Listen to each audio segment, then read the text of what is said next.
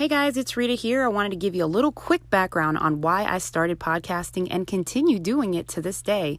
So I am actually using Anchor.fm to record this podcast because it's free.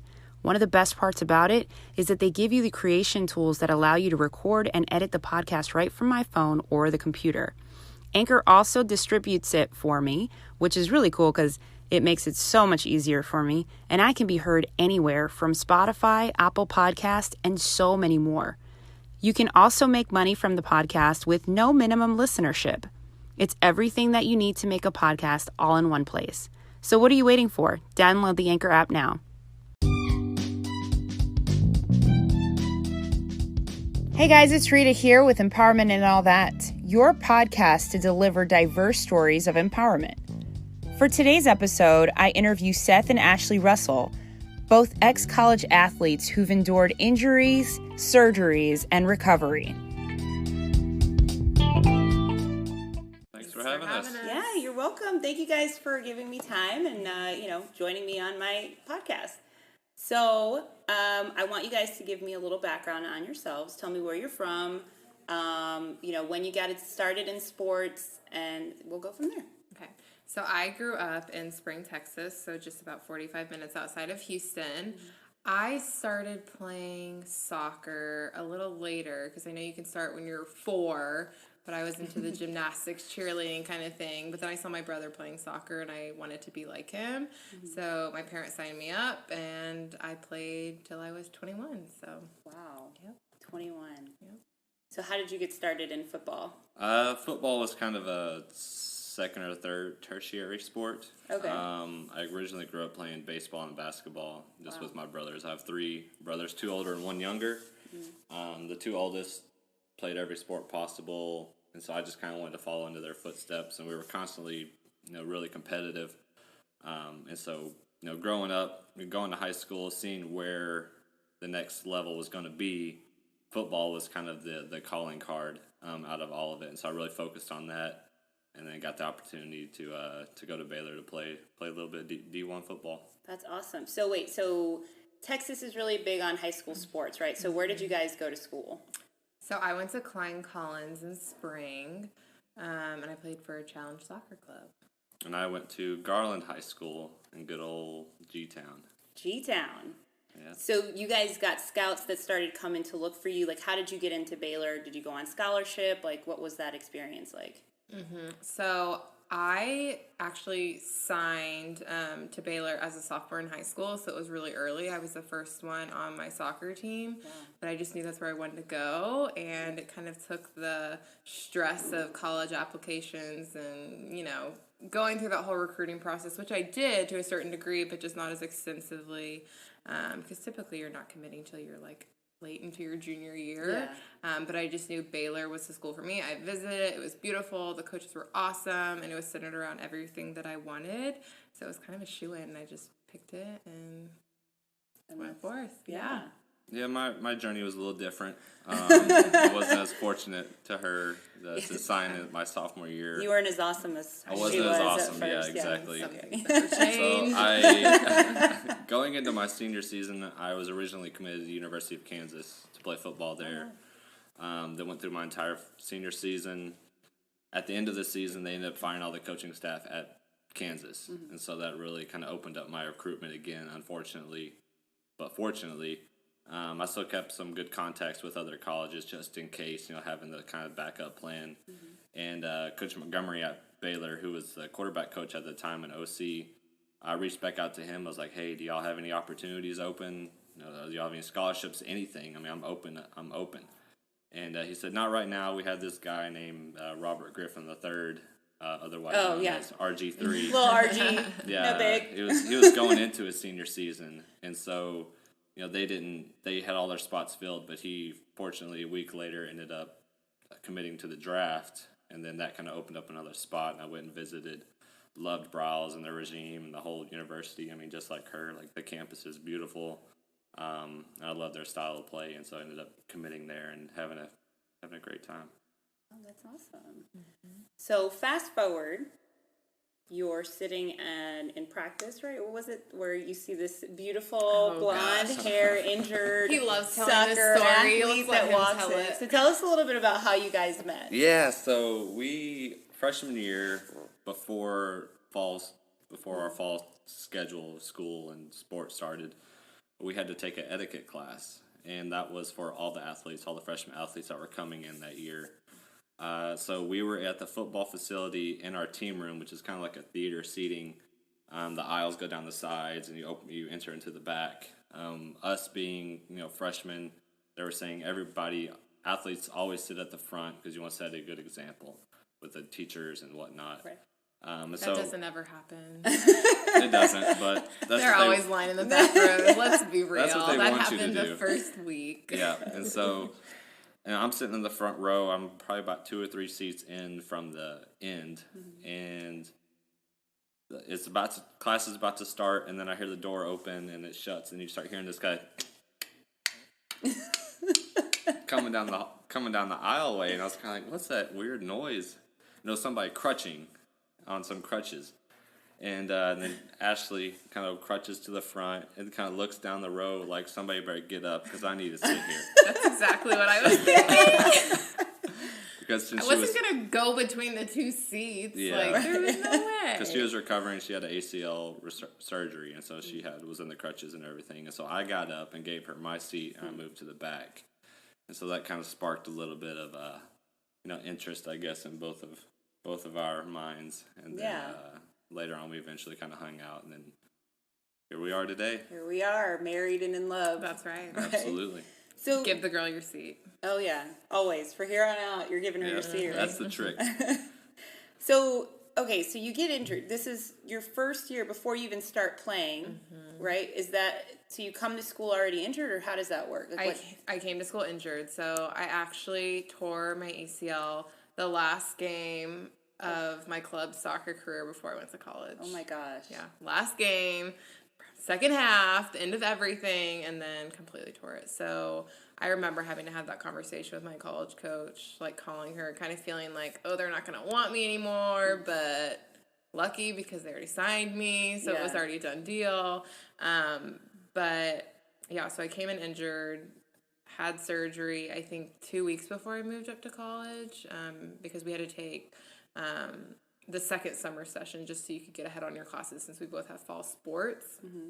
But yeah, so came in injured and had to rehab the first 8 to 9 months. Wow. So I missed that first season and redshirted. Wow. So were you able then to play the additional 3 years? I mean, tell me a little bit more about that because I'm not too familiar with the red shirt process, right? Right. So it should give you an additional 4 years of eligibility. So what happened with me is I came in injured, rehabbed for that first 9 months. It was in spring season, which is our off season, that I started practicing again with the team. And then my first practice back at full contact, I tore my ACL again, the same one. Whew. That was horrible. Jesus Christ. Yeah, and it was just, it was pretty bad. But so I immediately went straight into rehabbing again for another 9 months, maybe even more than that, because they were so nervous about me because it was the same knee, and I don't know, I think they just didn't want me to go back and do it a third time, and I don't know. But, so yeah, got hurt back to back. So I didn't actually play until I was a junior school-wise. Wow. And I opted to just play that junior season and then my senior season, because my senior season I got hurt again. More of a minor knee surgery, but still a surgery. And I was like, this is 3 from 18 to 20. I think this is a lot. I want to be able to walk when I'm older. Yeah. So I just decided to stop there because I knew I wanted to go to grad school and I had education aspirations that I wanted to pursue versus staying and playing longer. And so what is your actual profession now? So I am a registered dietitian at a children's hospital in Houston. Awesome. And was that what your dream job was? Is that what you wanted to do? Is that why you ended up wanting to quit sports and go into dietitian? Right. I think I've always had an interest in nutrition just because that's such a big focus being an athlete, your nutrition is key. I didn't necessarily see myself as being a inpatient clinical dietitian per se, but you go through your master's program, you go through an internship program where you're exposed to all those different areas. And I think after you work with adults, you realize that that's not what you want to do, at least from a dietitian standpoint, because they don't listen to you. Like, they're set in their ways. And with kids, you can mold their brains, and they're just fun. Like, it's just a fun environment to go into every single day. Well, that's awesome. Yeah. Most people don't want to work with adults anyway. I know. That's true. But if you have to tell them what to do, it's even worse. Right. Especially when it comes to food. Exactly. Because at this point, we've had a chance to taste everything. I know it. I know. Well, so you guys meet in college, right? And so while you were going through all these injuries, then you're also meeting Seth, right? Star quarterback. Right. Quarterback. No, not at the time. I didn't know he was the quarterback at the time. He was the third string quarterback. Yeah, third string. I didn't care about that. And I think that's why... Secretly, all women do. No, I'm just kidding. I mean, I think that's part of the reason why we were able to be so strong and consistent to each other, because I don't know. Some girls have ill intentions when it comes to football players. Like, they want the star athlete and things like that, but that wasn't my situation. Yet. No. Oh, yeah, I kept you around because you ended up being good. Until he got better, and then... No. I mean, that was a plus, but no, that's not the reason why. But yeah, he was like third string quarterback when I met him. Didn't know he was a quarterback, so it was kind of like, oh, that's cool. Yeah. But so how do you go from third string quarterback to where you're actually getting plays on the field and you're growing some popularity? It's definitely a learning process. With our system, it's pretty easy. It was pretty easy to pick up, but it was executing it at a high level, which with the guys that were in front of me, like I mentioned, Robert Griffin III, you had a kid named Nick Florence that came after him, Bryce Petty, who got drafted in the 4th round, and then me. And so it's kind of like you look up to those guys where you think you can beat them out, which, I mean, I felt like I could have, but it was like waiting your turn. Coach Bryles, he was big on waiting your turn, learning from the guys in front of you and gaining experience while watching, through their downfalls and their upsides, and learning through that, and then really trying to take advantage of the opportunities when you do get them. But, for the most part, it was tough for me because I was a competitor and I still am. And at that point, whenever I'm a freshman and sophomore, I'm thinking to myself, I should be the one out there, like, starting. Like, I should be the one, going through the plays, like, leading the team to championships. But then on the flip side, it's like, I'm glad I wasn't, because if it didn't happen that way, I mean, I'm completely, content in myself. Like, if it were, hell were to freeze over, like, I would take the blame for it. Like, that's just that type of guy that I am. And watching those guys, how they were able to succeed and be able to learn from their, like, their positives, and being able to be a part of a championship team and see the older guys kind of go through, their processes of learning and them kind of doing what they did, and then me step in and be able to be successful in the system as well. I think it was just a great learning process in total. That's pretty cool. That's pretty awesome that you talk about that experience of, like, learning from the person in front of you and waiting your turn. I think too many people nowadays are trying to rush through everything, and they want to be the front man without having any skill or understanding whatsoever, as opposed to actually giving themselves the time to mature and get better in their skill across the board with everything, right? So, yeah. You kind of relate it to day-to-day life now as an adult. Yeah, going into the profession thinking, why am I not making that much money? Like, I want to be doing that, but it's just a process. So. I mean, I know I should be making millions of dollars already, but... Yeah, of course. I'm with you. Right. So, all right, so now you're playing, right? And then all of a sudden, so your first injury, pretty huge injury, right? So tell us a little bit about what was going on, what happened. Yeah, Give us the rundown on that. Yeah, so we were, I think, like, ranked 4th or 3rd in the nation, and just by football standings. We were running through teams, like, we were putting up, video game numbers is what they would call it. And this is your first year as a starter. First year as a starter. Yeah. And so we're putting up, like, these numbers that are unheard of, even in previous years at Baylor. I mean, I was in the running I was like the head guy in the lead for the Heisman Trophy that year. Everything was just going the way that it needed to go, like from all the hard work and dedication that all the players have put in. And then it comes down to we're at homecoming, and it's a big tradition at Baylor. Like I think it was one of the original colleges. Bonfires? Yeah, original right. colleges to like actually do a homecoming or a bonfire. And there's 5 minutes left in the game. We're up by at least 2 touchdowns, and there's no reason why I shouldn't have just handed the ball off. But I was, not thinking in my right mind. I pulled the ball, which is on the zone read, like you have the option to pull it or hand it off. So I pulled it, and I'm running. I'm thinking I'm going to get a first down, and a guy comes up and hits me kind of like my head is kind of like down at an angle and just basically like kind of crunches it to the side. I kind of sat there for a minute because I knew something was wrong. I didn't know what was wrong. I mean, I didn't have any kind of paralysis or any kind of tingling or anything going throughout my body. But as I got up to start walking to get to the next play, because I'm thinking, okay, we're just shake it off, move on to the next play. Like, I start trying to walk to the right, and my body will only walk to the left. It was the weirdest feeling in my entire life that I've ever been in. And, like, I didn't know how to handle it. And so I looked over to the sideline. I called a timeout, and I knew that, all the eyes were going to be on me because it was just like that's just the way the cameras work. They're always looking at the quarterback. And so I would use the yard marker on the field and stare at that as I was walking, so I knew I was walking in a straight line. Like, if I wasn't, I would have easily been walking to the left. And I walked slowly, too. But as I got to the sideline, I was talking, everybody was ready to go. I'm still in my head, like, what's going on? Like, I'm not freaking out, but I'm just kind of like, I don't know what's going on. And so I tell Coach, I was like, I can't go. And everybody like paused and looked at me like, what are you talking about? You can't go. I said, I can't go. And so everybody kind of paused for a little bit longer. It was like, okay, whoever the second string go in, whatever. I probably never heard that out of your mouth before. Yeah, and that's just not the type of guy I was. Like, I was going to fight through. I mean, I fight through everything, like, just because that's who I am. Yeah. So I go to the sideline and start getting evaluated. Then game ends. I go to the hospital, get x-rays, ends up I have a complete fracture through my facet joint on the right side of my C6 vertebrae. So in layman's terms, that's you broke your his neck. I broke my neck, yeah. Basically. And I shouldn't have been walking. Jeez. Like, there's no reason.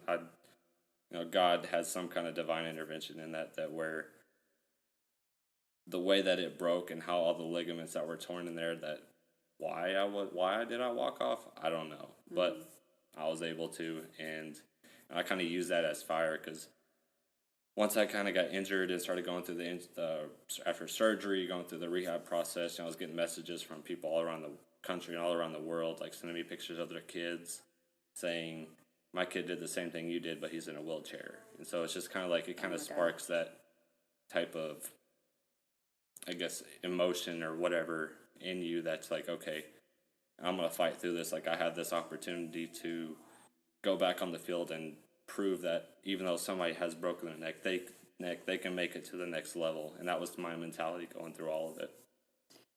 Wow. So that's got to be the scariest thing, to find out that you broke your neck.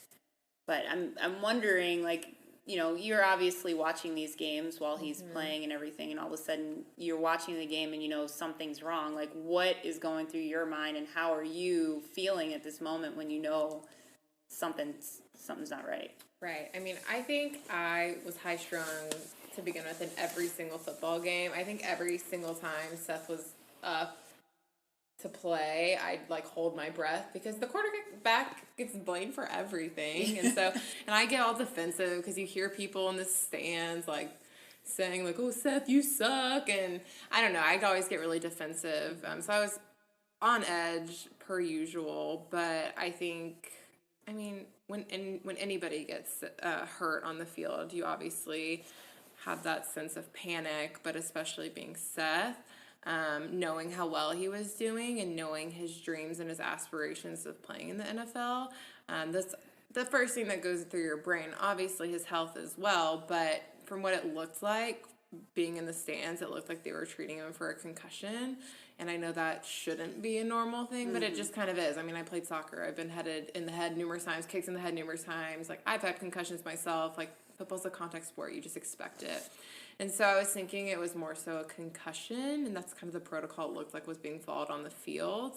But I think I realized something was really wrong when we were actually called down from the stands to go on the field and then go under into the stadium because something was really wrong with him and they were going to send him to the hospital. So it was scary. I was crying. His mom was crying. Like, there was just a bunch of things. Like, we obviously didn't know his neck was broken. I don't think we knew your neck was broken at the stadium. We didn't know until we went over to the hospital. But just, like, seeing Seth, like, I've seen him cry, like, 2 times maybe in a lifetime, and that was probably one of them.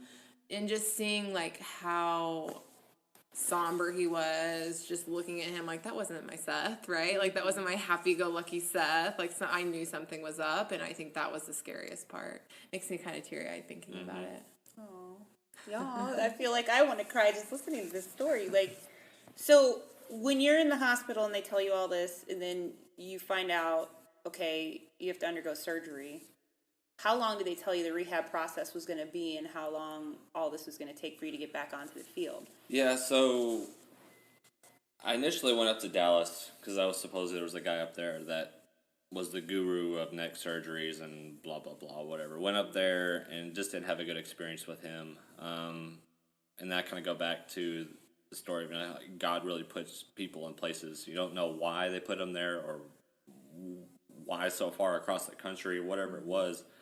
But my brother, he's an orthopedic surgeon, and he got his residency at the University of West Virginia, which was a hospital that is the partner with the University of West Virginia.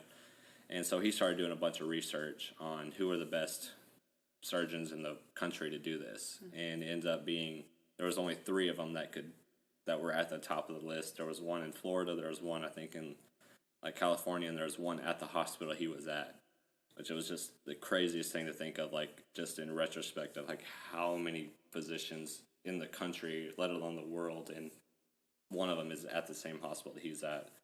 And so I ended up making a trip up there, went through the full process, of possible opportunities, what can we do, what are some of the steps, and by the book, they told me that it was a double level fusion. So that would have been C5, C6, and C7 would have all been fused together, which that basically shut out any opportunity to play football ever again, just from the risks that it would take of the forces and whatnot on each of the other joints. Ended up doing a single level fusion. Everything worked out the way it was supposed to perfectly. Everything healed properly. Jeez. By the grace of God. And it was a really interesting process just to kind of go through it. But once everything kind of got over the hump, it was really starting to get back to that mindset of, okay, here's another opportunity. Like, not many people get a second chance, and this was a second chance of going back and playing the game that I loved. That's pretty intense to say, I just broke my neck and I'm thinking about getting back on the field again. Yeah. So what was something that really, I mean, you mentioned, your belief in God, right? Mm-hmm. What was something that really continued to help you ground yourself and empower you through this injury? Yeah, I think it was just going back to that of the overwhelming support from Baylor Nation, from anybody that followed collegiate football. I mean, doctors, families, anybody that knew anything about football. Like, I mean, unfortunately, the neck was like big news of, Baylor quarterback, Heisman front runner breaks his neck. Like, what's next type of deal. And there was always kind of like a following of what was going to be next with that. And just really seeing, Coach Browse, one of his big sayings was go out and prove yourself every day. Because, like, he's a guy that's, blue collar, doesn't want anything handed to him. And he really instilled that in me in the standpoint of, you're not going to get this opportunity again. Like, if you fail it, like, that's on you. Like, you need to make the best of it. And so I really kind of took that to heart and really started to work harder, push myself to the limits of, like, in the weight room, I would do neck exercises. Jeez. And like I would do it where you have these big kind of rubber band type deals. Yeah. And I would put it to the top of the weight machine, and I would just tie it around the side of my head, and I would just lay in like free weight basically, and just hold myself up with my neck just to strengthen it. And yeah, and my strength coaches, whenever they saw me doing it, they freaked out because they're like, "What are you doing? Like, you're not supposed to be doing this." I'm like, "Just back off. Like, I got this. Like, I know I can." Yeah. Like, I trust myself. Like, I know what I'm gonna do. I'm not gonna be, ignorant in this situation. But it was that's what kind of kept pushing me is, the guys around me, they were working hard. So I was like, I'm not gonna pity myself. Like, I want to be out there with those guys. I want to get back on the field, whatever that takes. And I just kept pushing myself and using that as motivation. That's awesome. Now, is there any point while he's doing these neck exercises that you're like, maybe this isn't a good idea, maybe you should probably take a little bit more time? Or were you just like gung-ho the entire time, like, this is a great idea, just keep moving because you knew how much he cared about it? I mean, from a rehab standpoint, I definitely wanted him to rehab it because whether or not his choice was to go back to football or just go back to life, like, that obviously needs to be mended. I was impartial because I feel like you can't tell someone whose dream their whole life has been to play at the next level, like, don't try. Like, my one thing that I remember always telling Seth was, like, if you are going to be 100% safe going back on the football field, I'm okay with it. But if there's a chance that you're more prone to breaking your neck now because of your neck injury, I won't be okay with it.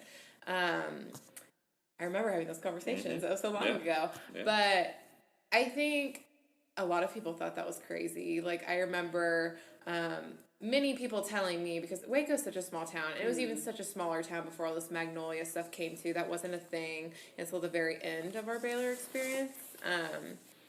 But, like, people at restaurants would say things like, why are you letting him play? Or, like, just, like, to, like, his mom and to me, and just making rude comments. Like, oh, if this was my son, if this was my boyfriend, like, I wouldn't do this. And it's like, well, you are not in this situation. But I think you hear both sides. But at the end of the day, the only person who can make that decision is Seth. And so he respected the fact that I said, if you're not 100% safe, I don't want you playing. I don't know if he'd listen to me if he was told that he wasn't 100% safe to play. But that was always something that I made known when we would have these discussions, which would be frequent, because his neck rehab wasn't that intense from what I understand. It was more so just healing of the bone and then getting your muscles stronger. And it was like 6 months. Like, it wasn't, and that seems like a long time, but, like, in the rehab realm of things, I feel like sometimes it takes years a year to rehab something. Right. And so it wasn't that bad of, like, a rehab recovery, but I think, like, right after the surgery, seeing how in pain he was kind of like, oh gosh, there's no way he's ever going to be back on a football field. He was so mean after surgery. I think he's never been meaner to me in my life, and it was such a kind gesture on my part. She's like, I'm literally letting you play. No, I will never let him face. Forget this. So I flew to West Virginia because that's just something you're not going to forget. I mean, by this point, we'd been dating for 2.5 to 3 years. It was already, we talked about marriage, things like that. We hadn't gotten engaged yet, but it was obviously something that we were planning to do in the future. So flew to West Virginia, was there for that whole 8-hour surgery. And then when he came back, he was staying in a hotel. And, like, one night we decided to go over to his brother's house because they were living in West Virginia at the time. Still are. They're about to move back, though. But it was Halloween time. And so they have 2 children. So there's, like, candy at the house. And I'm like, wow, there's a Reese's peanut butter cup. Seth really loves that candy. So he's just, like, sitting on a couch. Like, we're all just bringing food to him, or we're just congregating in the kitchen because he's just in pain, will not talk to anyone. And I'm like, I think I can break him. Like, there has to be a way. So not literally. break him as in Not again. as in Just your kidding. mood, breaking your mood because you just were not happy. You were obviously in pain and were on a ton of pain medication. But I was just going over, like, trying to give him a piece of candy, like, being goofy, and he wouldn't talk to me. Like, it was the weirdest thing. Like, I knew he could speak. We had spoken before, but he was just in so much pain. He wouldn't talk to me. I remember went and cried and had to tell myself, like, Ashleigh, he's just in a lot of pain. Like, it's not something you did. Like, but I was so upset because I'm kind of like, Seth, just say a word. Like, say no thanks or no or something like that. But he just would not speak. But back to your question. So I felt at the end of the day, it was Seth's decision. I told him, I will be supportive of what you do. This is what I want out of the situation, knowing that you're going to be 100% healthy going back because we can't go through this again because you may not get so lucky next time around. Interestingly enough, you get back on the field and you're playing, fully recovered, neck injury is fully healed. Yeah. And then what happens? Another turn of events, I guess. Unfortunate turn of events. So we're playing Oklahoma.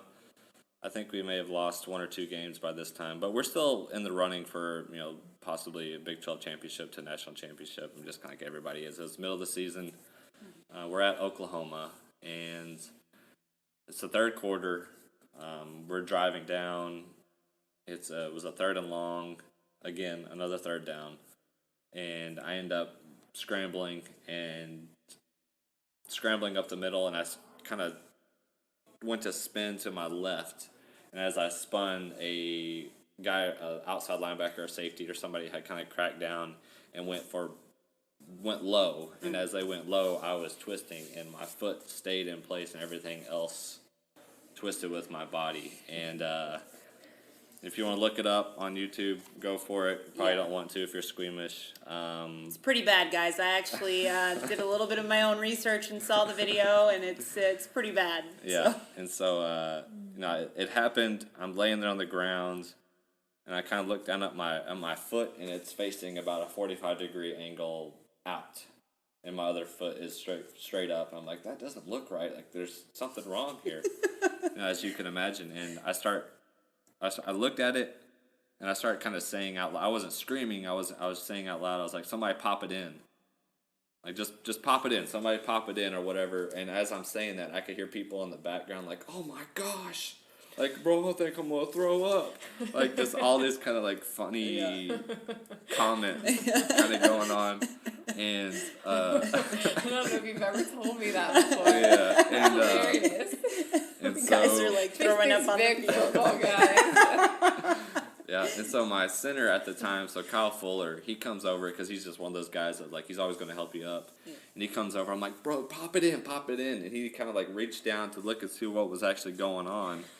And he probably got about 2 feet from my foot and saw it and was like, I'm not qualified for that, or something funny of that nature.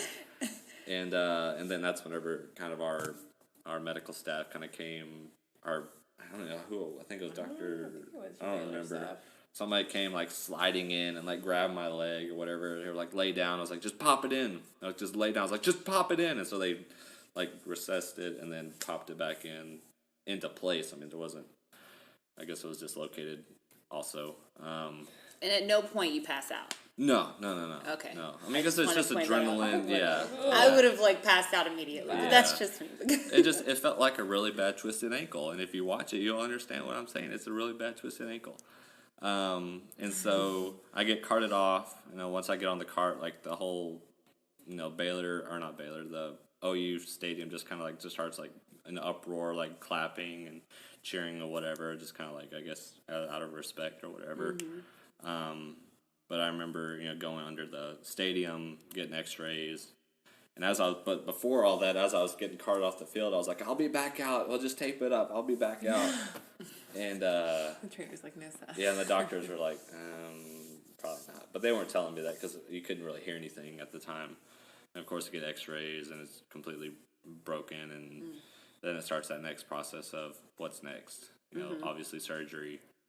What after that? Is is the NFL even an opportunity? You know, in my mind, I'm like, I want to come back from this. Like, there's nothing's going to stop me, whatever. And so we just kind of got to that point, and we just kind of moved on and saw what was happening next after the surgery and rehab. So while you're going through all this stuff, right, are you getting interviewed? Are you getting watched by, you know, your potential scouts for the NFL? I mean, like, what's going on behind the scenes and in front of the scenes while you're going through all this stuff? Yeah, absolutely. So NFL, we weren't really allowed to speak to the scouts. It was more of kind of our coaches we'd get packets and stuff from them and whatnot, but more of my focus was on getting my ankle back. I didn't really care about, because that wasn't going to be something unless I got my ankle back. And I knew a lot of the hype had really fallen off from my name or whatever and being in the next level. And that was kind of like a punch to the gut, sort of like you work this hard and you get one injury and they just completely like get off of you type of deal. But I understand that that league is business, is very lucrative. Like, there's always the next guy in line type of thing. And but I guess what was the toughest part out of all of it was going through rehab and thinking, okay, it's been 6 weeks. I still don't really have any progress. It's been 8 weeks, still very little progress. 10 weeks, very little progress. And by that time, by once the bone had completely healed, and I was into the therapy side, physical therapy, things weren't adding up timeline-wise, because we had the NFL Combine that was coming up that I was invited to, that I accepted, because it was just you only get one opportunity at that. Right. And while that time, I think that was 12 weeks out from my actual injury. And so I'm training, trying to get back. The ankle is just not responding. I had severe nerve damage.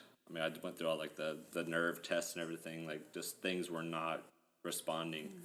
And I still have nerve damage to this day. But at that point, I was like, I just kept pushing through it. Like, I was in constant pain. It was just something that, like, it was just pain. Like, I've been through worse.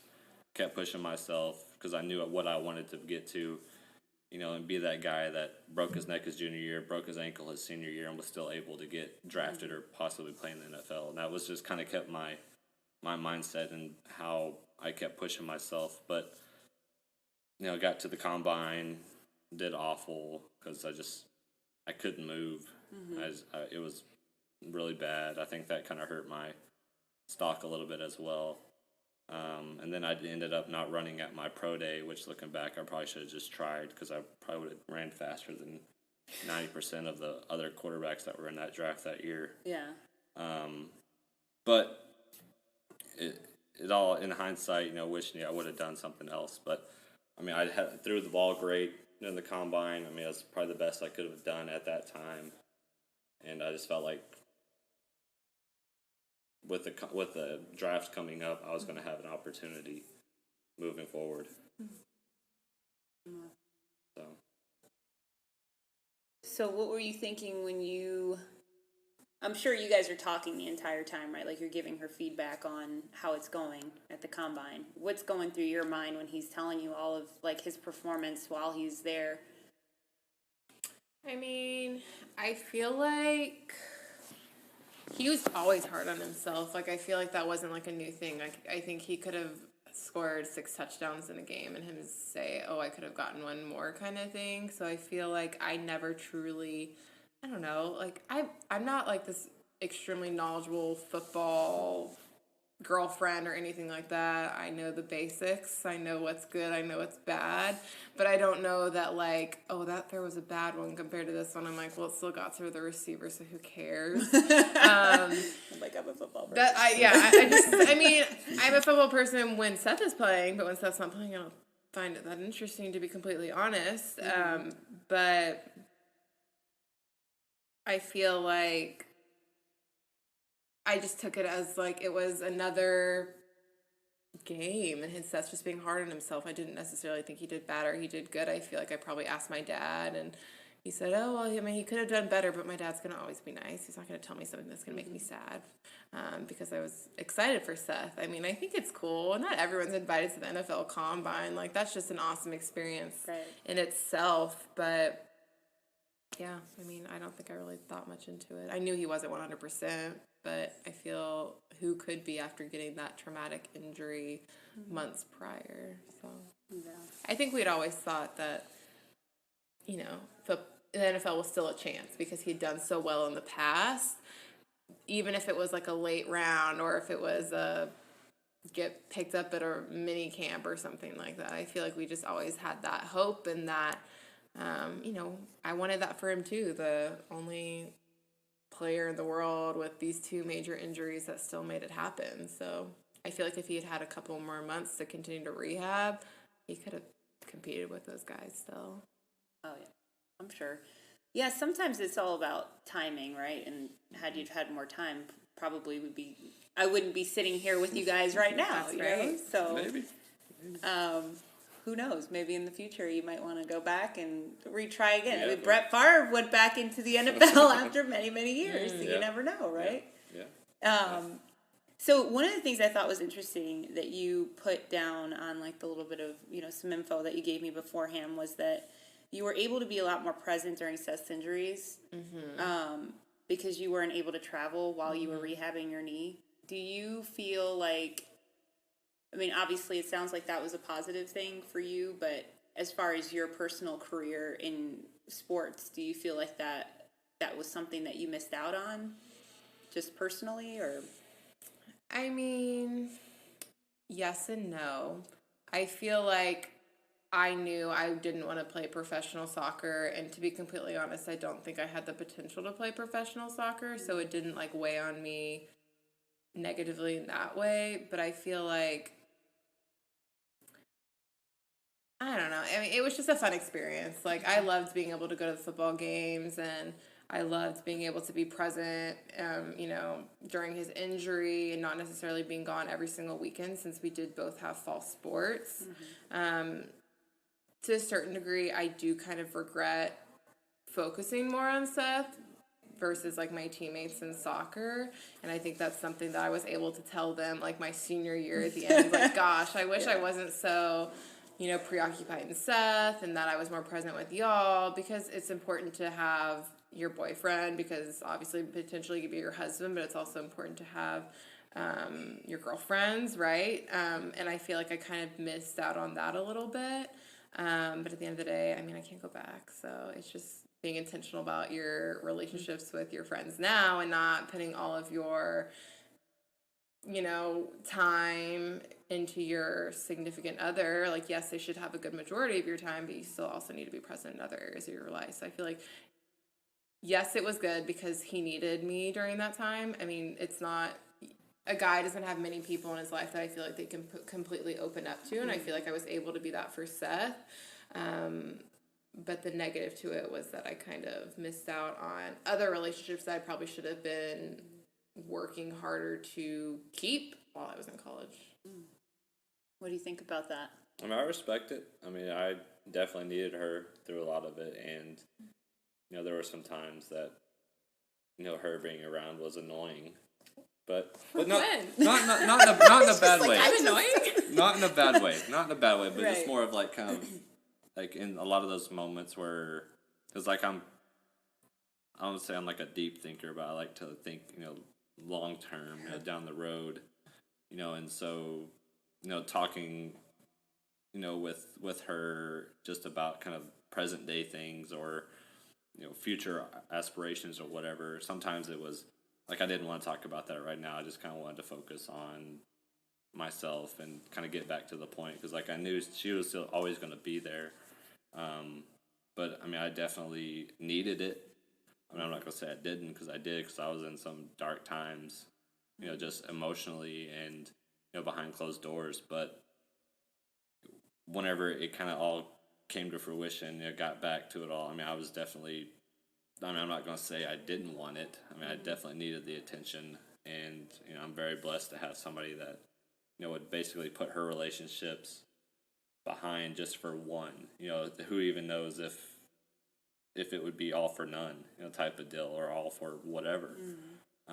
But it ended up being, it continued to grow our relationship, our trust in one another, and those are times she's never going to get back, and I highly respect her for that, and I always want to, she's my queen, and so I want to make sure that she's happy and everything. That's Yeah. right. Never forget it. Make sure that she's happy, and because she sacrificed a lot, and I feel like our relationship is definitely sacrificing one thing for another to just to move on in life and to grow closer together, and she was able to do that for me at that time.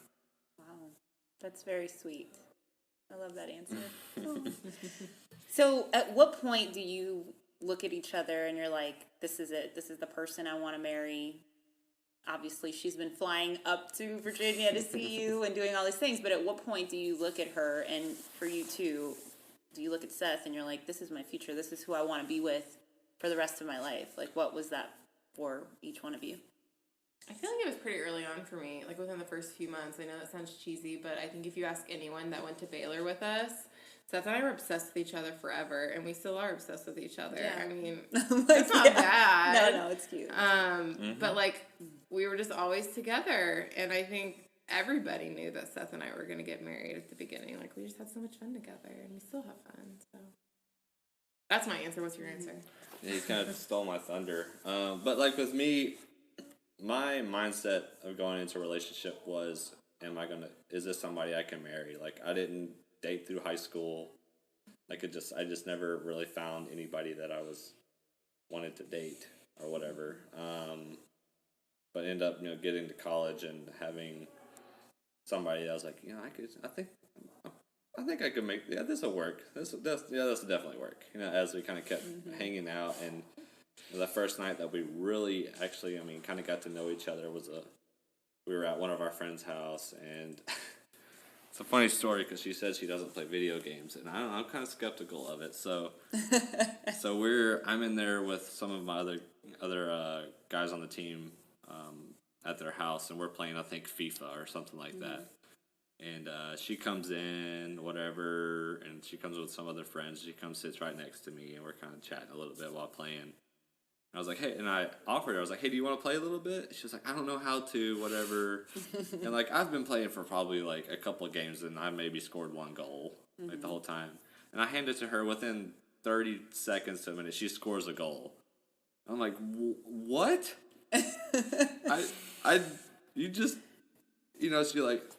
She hustled me a little bit. And I think from that moment on, being able to kind of hang out a little more that night. We went outside and threw the football in the pitch black. Like, I don't know why we did that, but we did it anyways.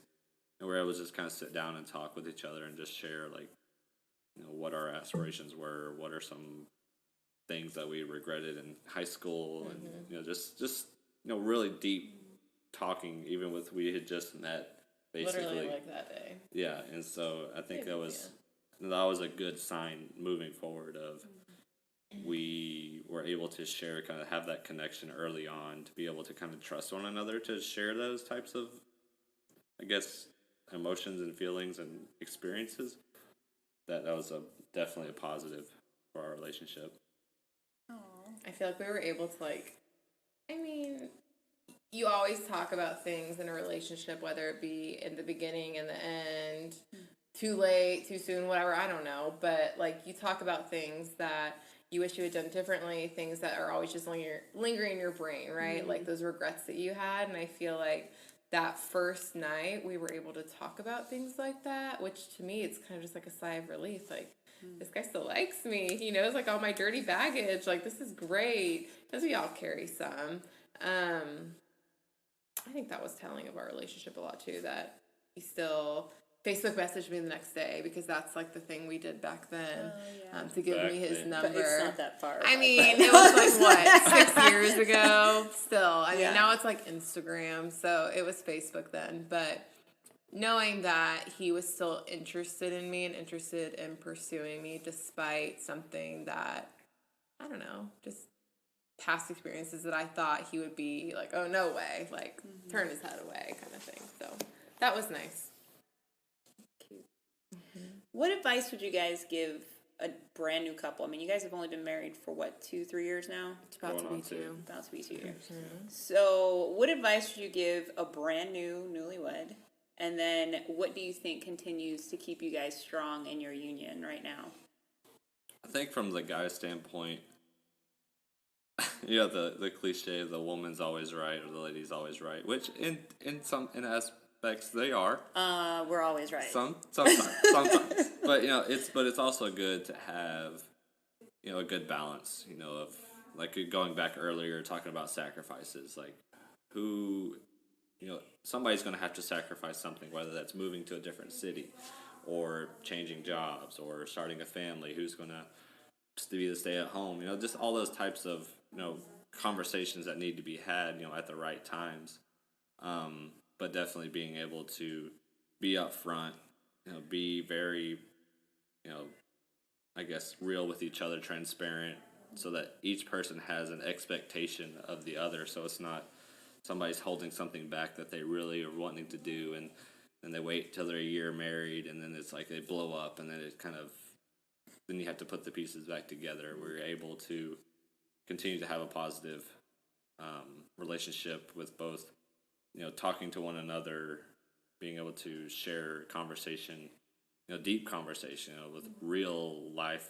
scenarios. And I think that's something, with being a newlywed, I mean, I can still consider ourselves a newlywed, just still having those conversations and really supporting one another with, so like if she wants to go and, be an all-star model, which I think she could. I mean, why not? I mean, I would support her 100%. And if I wanted to go back and, I don't know, go back to school or something, which I think that's what I'm trying to do, and she supports me 100%. And so I feel like it's more of a sacrifice, but also a supportive, but also give positive and reconstructive criticism back. So like, okay, if you are going to do this, how are you going to do it? Are you going to, and just talk those out and really kind of have a blueprint of what you can possibly do, and then figure out how to put the pieces together. I think I agree with him 100%. I think what we have been dealt with the majority of our first few years of marriage is just how everything's changing, right? Like, you're used to being so sheltered, getting, your parents to support you if you're so fortunate for them to do that for you.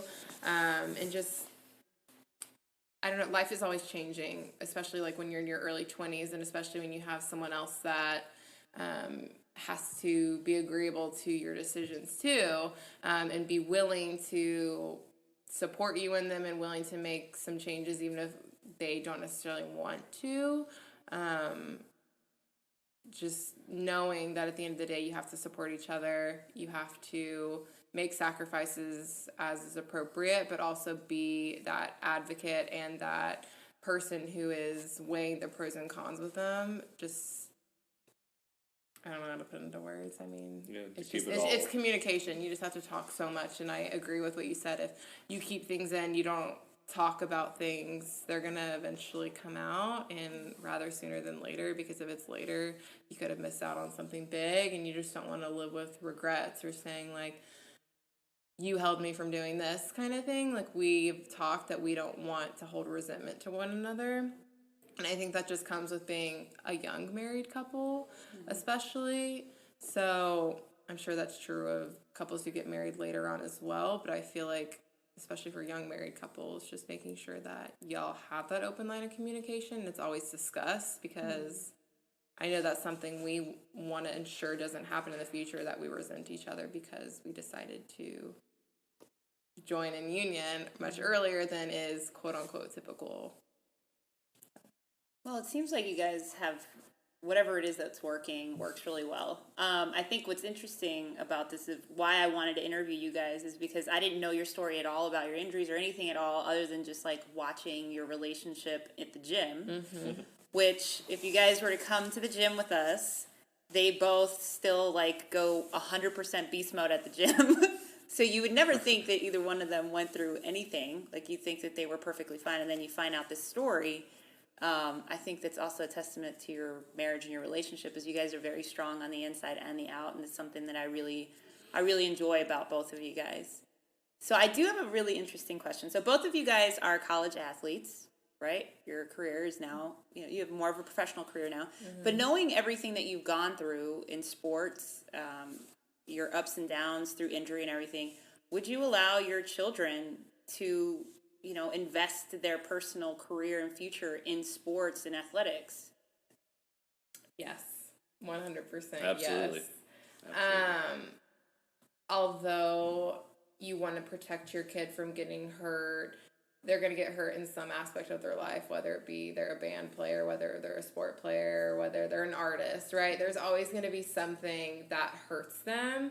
And I know it's different because you're thinking like, well, they're physically going to get hurt. But I think I learned so much about myself and about just the relationships that can be created when it comes to sports. And that's something I would never want to deprive my children of. I don't know how I feel about like having a daughter and having her play soccer just because women are more prone to getting hurt in that sport. I haven't fully thought that one out yet, but I'm also not going to be the mom who's like, no, you can't play soccer. Like if we have a daughter, which that's like, we're not having girls, like we're only having boys because he thinks that's what's going to happen. Russell gene. Whatever. Well, you can kind of do that nowadays. So yeah. Pick your flavor, girl or boy. Yeah.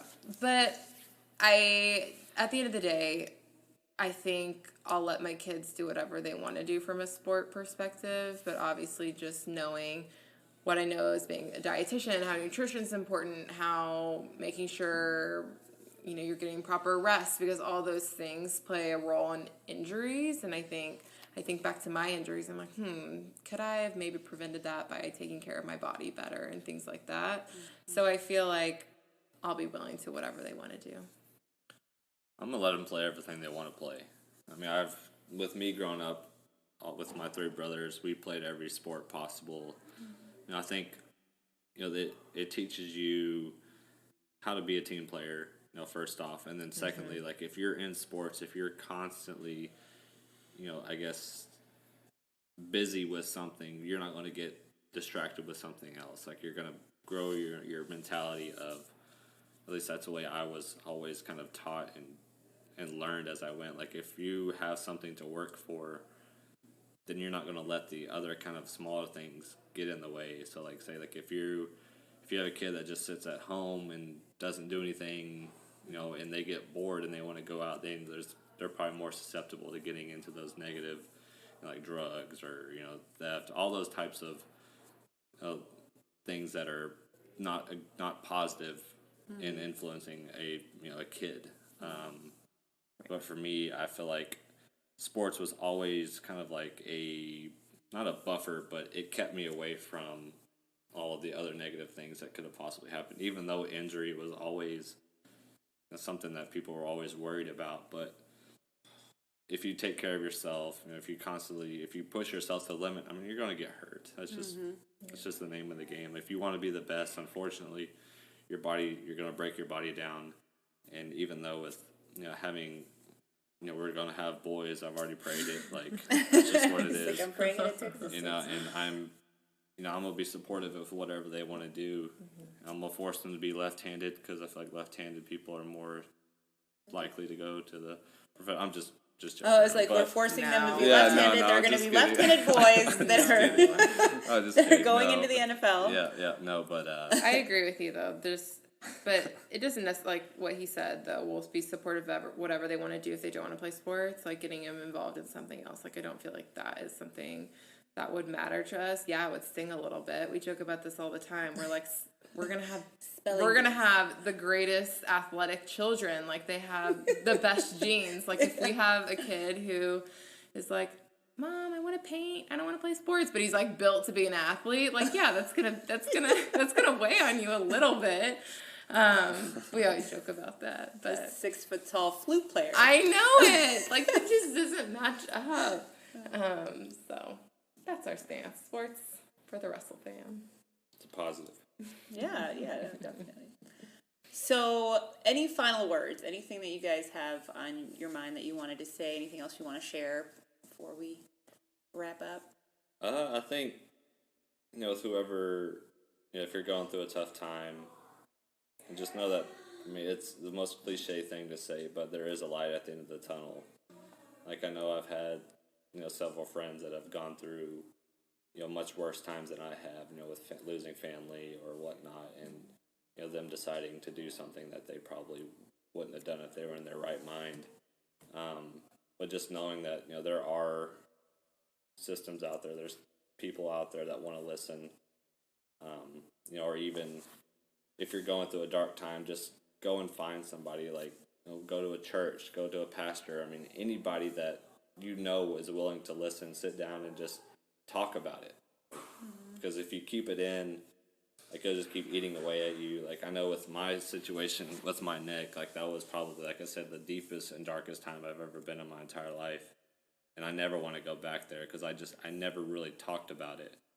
And anytime I would, like, I couldn't get through the first sentence because I just started bawling. And so being able to have somebody there, like Ashleigh was, to be able to kind of be that rock to stand on, somebody has at least one person out there, I feel like. And if you don't, like, go find a pastor or go find somebody that, is very spiritual. I feel like with me, I know that was always a positive because it's somebody that will sit down and listen to you. Or even if they're not spiritual, maybe a counselor or anybody that will listen. And to kind of put things out there to let people know kind of what's going on in your life so that they can possibly influence you or help you make a better decision in your life.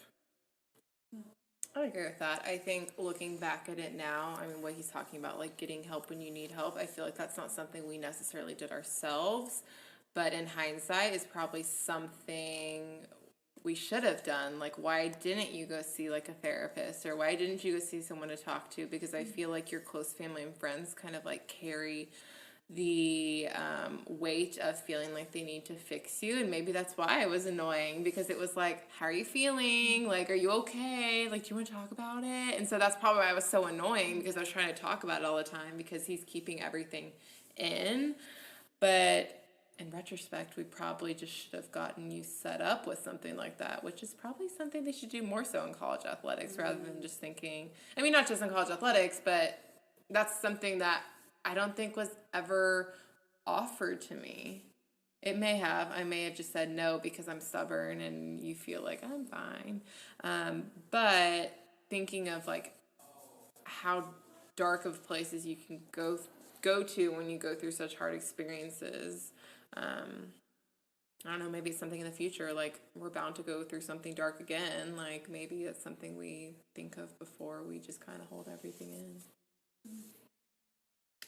Thank you guys. That was awesome. I really appreciate you guys spending your time here. And, I am a huge proponent of finding somebody to talk to, especially going through dark times. I've been through myself. And one of the things that did bring me out of that was going to speak to a therapist. I had a therapist for about 3 to 4 years and, learned completely different coping mechanisms as opposed to just keeping it all in. I think now I'm more open to like having a conversation or talking about whatever difficulty I'm going through, because it helps me get past it a little bit faster versus just keeping it in bottled up, because eventually it does kind of blow up in your face without you expecting it. You're not knowing why you're crying at like a leaf falling and you're like, what is going on? But obviously I'm trying to make light of it, but yeah, I mean, I agree with you 100%. Going to find some help, finding someone to speak to, whether a pastor, a therapist, or a friend, or somebody who is in a good space to be able to give you that space you need, like just a very protective ability to give you that free space is definitely something I agree with you guys on. So, well, thank you so much for coming. And, if you guys have any questions or if you'd like to reach out to Ashleigh or Seth, you guys can check them out on their Instagram. That's right. If you guys want to share your Instagram handles, you're more than welcome to. I think mine's private, but maybe I'll make it not private. It's just Ashleigh J. Russell. I don't even know what mine is. Ashleigh. I think mine's like Seth Russell 17, I think. Okay. Original. Yeah, it's was that Seth Russell 17. Okay. 2 L's. Cool. 2 L's. All right. So that's my Instagram. Cool. Well, y'all have a great night, and thank you again for everything. Thanks for having us. All right.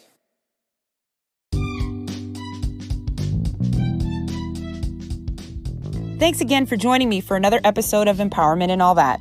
For daily inspirational messages, follow me on Instagram at Rita, RITA_Bautista, BAUTISTA 1111, or you can follow Empowerment and All That on Instagram and on Facebook. And remember, keep it positive or don't keep it at all.